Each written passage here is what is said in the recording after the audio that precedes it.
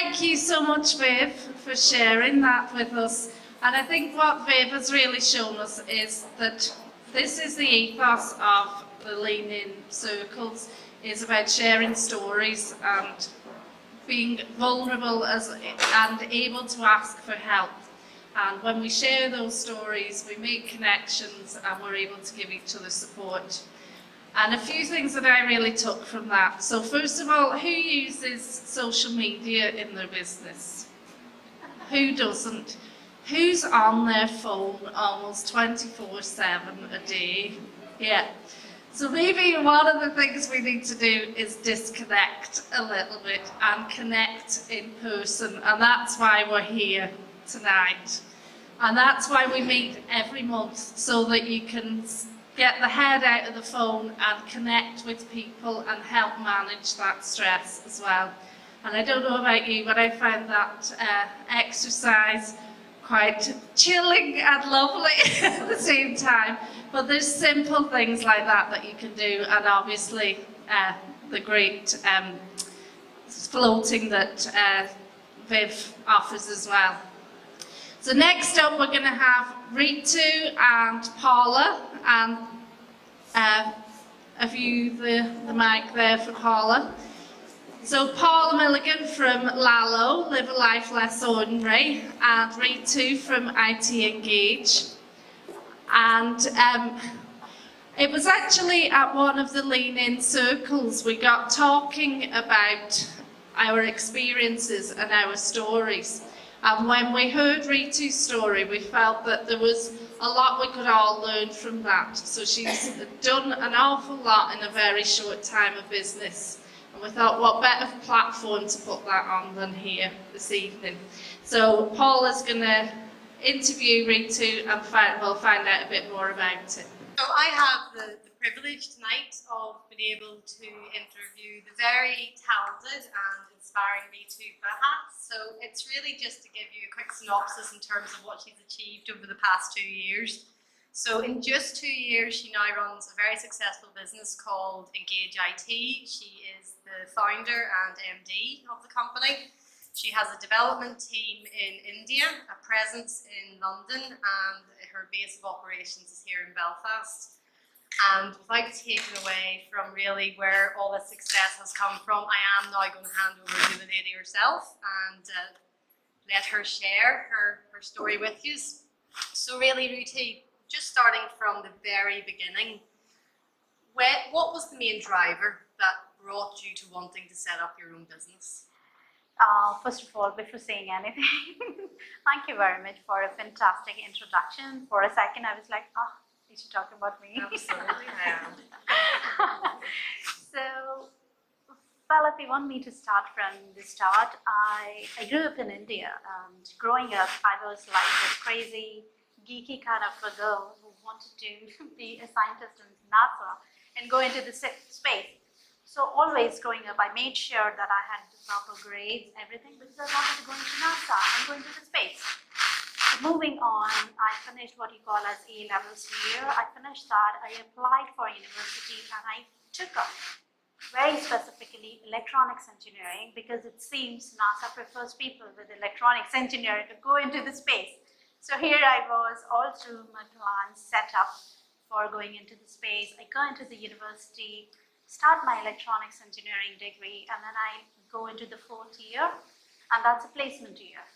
So fortunately or unfortunately, whatever, I got placement in Siemens, and that's a huge electronics giant. So I got a placement year there, and they put me into a new innovation. They were coming up with a 16-channel output relay module, and that's nothing but a microcontroller. And if anyone doesn't know, it's just a small chip which actually controls everything inside big machines.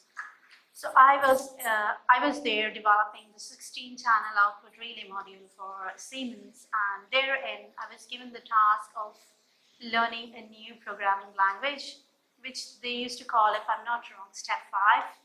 So I started coding for the first time. That was my first introduction to programming, and I started coding. And when you write the code, and this was pre-Google and pre-Facebook era. And the coolest thing that we had was Yahoo Messenger, and we thought it was like the thing, you know. So there we were, and you write the code, and what is so fantastic about it, Paula, is that when you write the code and you run it and you see the result right there, you don't have to wait like in electronics. You have to complete the whole chip to see it working, and that's a whole lot of work that goes in. In coding, it's instant. You write the code, if your code is fine, you get the result. And I was stunned. I felt, yeah. So essentially then, the little geeky Indian girl who was dreaming of going to the moon with NASA, so the dream was set aside and the power of code took over. Absolutely. In a way, I would say that dream of going into the space from NASA, that took a backseat somewhere. And then I was so fascinated with the power of good code. I applied as soon as I finished my degree, and I applied for my first job as a coder programmer. And that's it. So, putting all that into motion, where did the vision for Engage IT, where was that born from?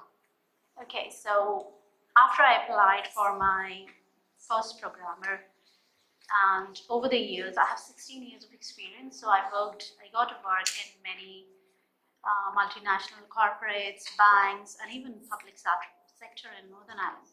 So over the years, one thing was always standing out to me. So when you look at any of these workplaces, you will have women as managers, you will have women in HR, you would have women in admin, but when it comes to actual tech team, no, I was usually the only female or the women tech member, you know, holding a flag for women.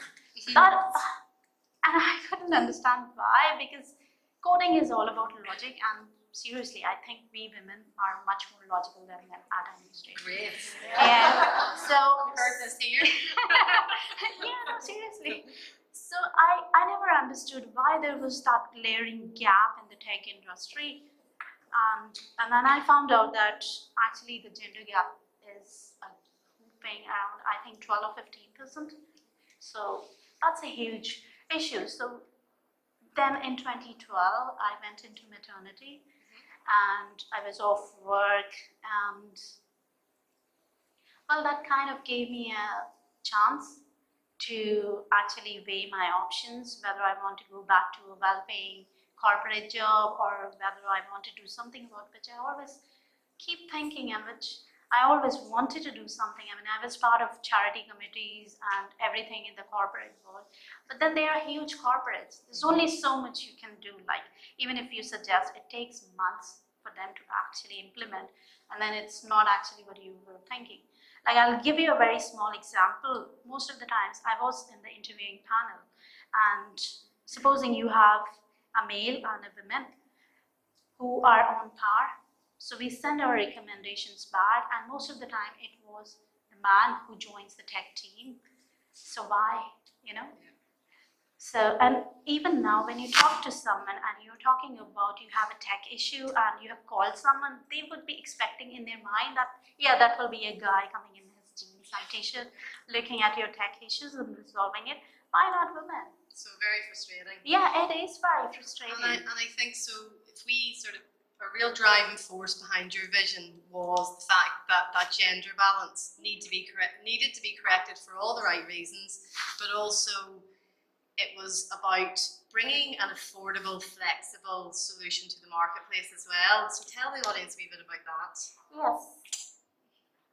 I actually don't have that picture with me now, but there is a picture of me before I went into maternity, and there are 23 of us, the whole of the tech team standing there, and I'm the only woman. I want to change that for my daughter's generation. I don't want my daughter, or any, for that matter, anyone from her generation to be that lone tech woman standing in that room. So that was part of my vision, that if you want to change something, and if I'm floating, I need to understand the market. If you're trying to create something and there are no buyers, there's no point doing anything. I mean, you cannot do anything if you don't have buyers. Absolutely. Yeah, so it's all about that. Starting a business is much more than just writing a good code. So I did market research, and one thing which came up in that market research was always for SMEs, they all want the same technology, but it's the restriction of the cost. If you go to any bigger, say, software service provider, the kind of cost that they charge you for a small amount of work is very off-putting for them, and plus the kind of jargon they put out to you, you will, if you go ahead and tell them that this is my problem, they'll come back, give you a quotation of you need to do this, but nobody is there to explain you why should you do that. If there is any workaround to say you don't actually need this big thing, you can probably get the same results with the smaller thing.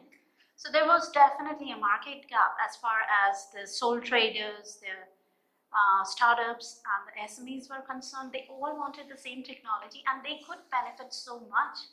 And why not? Which is great, because Yeah. then essentially you're addressing the gender balance and Yeah. attracting more females into tech, but also then providing flexible, affordable solutions to SMEs and startups and sole traders, the people that really need it. Yes, absolutely. See, that was my personal vision, and it still is. That is my personal vision. But to bring or to do something about it, I need a viable business where I can actually do it. So it is very important for me to have a viable business that works, that I can bring about any change. And part of that, obviously part of your business model was the development team capacity in India. Tell us a wee bit about that. So this was initial days, and in the first year of my business, I understood that if I have to grow, I have to do more work. If I have to do more work, I need more people. But I wasn't making that much of money right at the start, and I needed more people to grow. So it's a catch-22 position. How do you resolve that? So I used my contacts in India. I used that power, the knowledge which was there. I mapped it up. I created the team back in India. Rather than taking one employee here, I could take 2 employees there and do the same amount of work with the same quality. I'm still the same person. Like my corporate, the last job where I was working, they would charge my clients from upwards of $800 per day for me. So I'm still the same person, but I don't charge $800 now. Yeah. And I love it. I love the fact that, you know, the savings that you make in terms of using a development team in India, you don't essentially reap all the profit from that. You pass it back on to your clients. Yes, absolutely. Because I'm saving money there and my operating costs are low, I pass it on to my clients who benefit so much for that. And the other thing,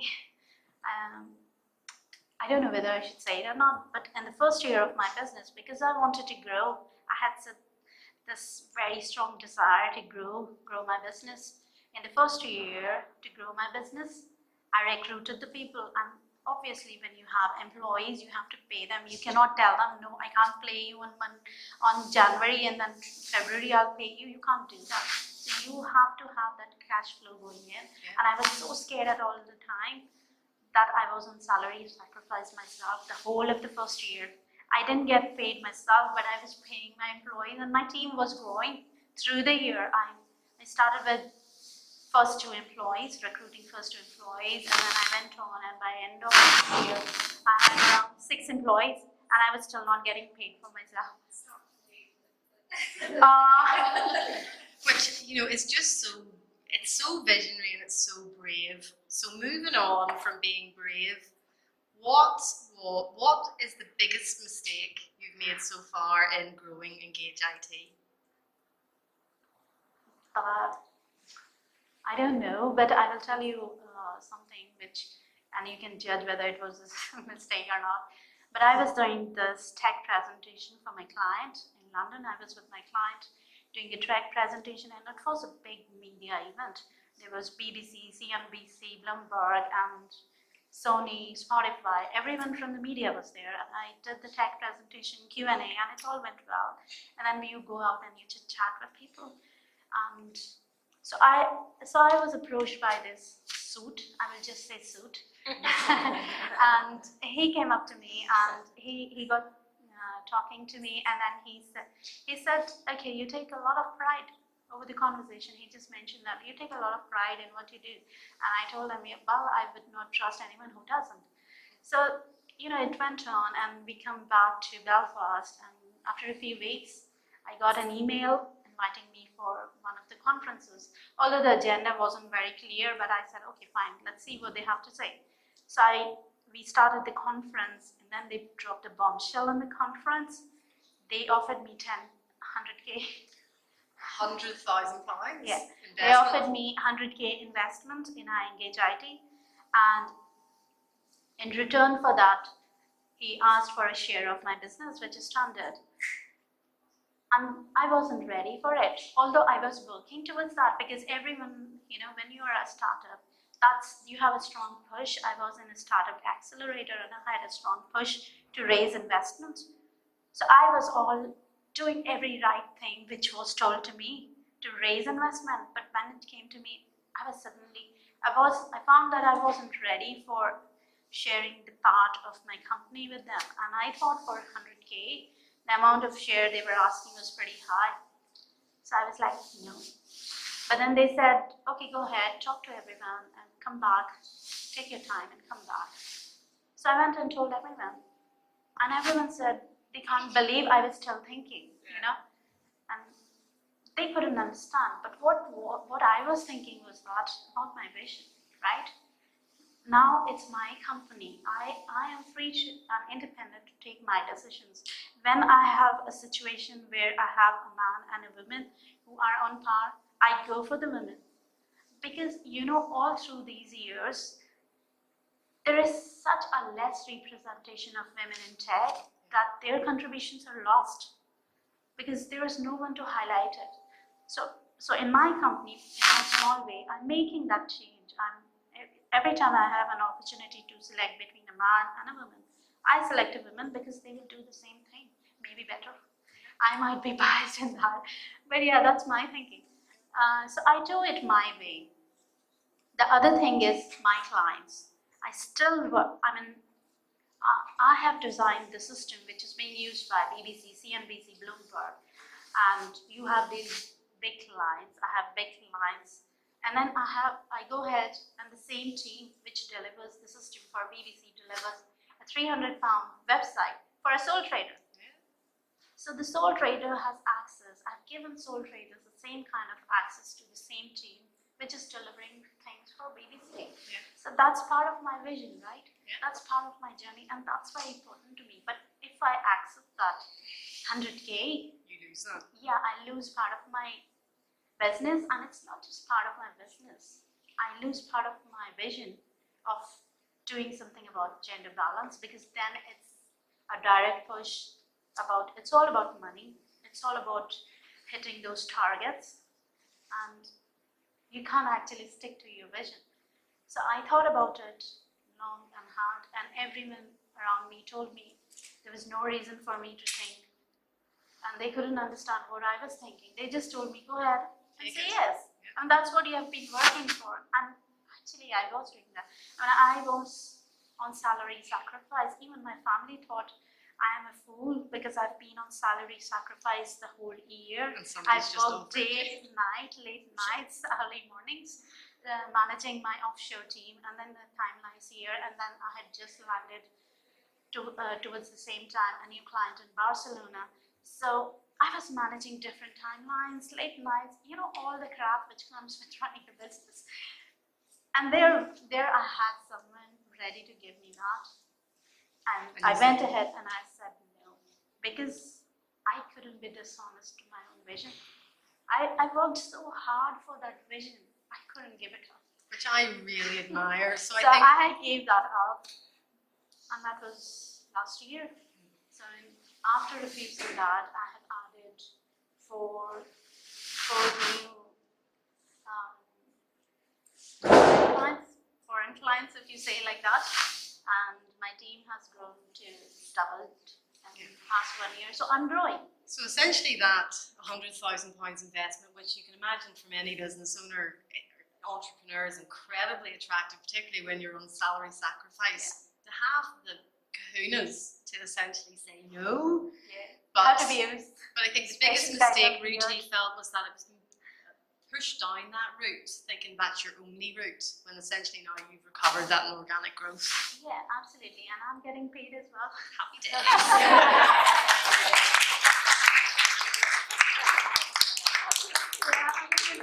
Yeah, at last I'm able to pay myself as well. And yeah, that's it. Right, on to the pertinent stuff that there's not a woman in this room probably can't relate to. Work, life, home, life balance. Where are you? How do we get it right? I have no idea how do you get it right. I'm just trying. Like, I'm sure everyone here tries their own different ways. I do the same. But what I like about it is that I'm always there. I have the time to attend the sports days and the Christmas concerts and all those special days in my son's school. He's in primary school. My daughter was growing up and I was in my high-paying corporate job, and I missed Christmas concerts because I was traveling. I missed sports days. It was either my husband or me, or sometimes we both can't do it because we are both busy. So I would definitely go for this anyway. So much better. And I think it's such a luxury and such a privilege. Absolutely. Yeah. I wouldn't change it for anything. Really? I'm weird. I mean, I have always given up the easier job. I mean, going after maternity, it was the easier option to take up my well-paying corporate job. Instead, I opted for working hard at low salary. That's not weird. That's brave. But final question, because I know we're running to the end of our interview. So yeah, you've been amazing, by the way. Thank you. So one piece of advice, the final piece of advice that you can share into the room this evening before we finish. I have a client. Her name is Liz Lavery, and she is amazing woman, amazing businesswoman, and she started 10 years ago, and now she has an office in Belfast City Centre, and she employs 100 plus employees. She has 123 clients worldwide, and she's like, I consider her to be my mentor. She's my role model, and I was talking to her one day. We were out and we were talking, and she was in a conflict, and she was just telling me about that. And then she said something. She said something that over the years, one thing which she has always followed is that she will never apologize for being a woman. She wasn't advising me. She just said that, but I found it so powerful. I found it so powerful. That thing has stayed with me every day, every single day of my business journey. I'm never going to apologize for being a woman. That's it. Brilliant. Well, look, thank you.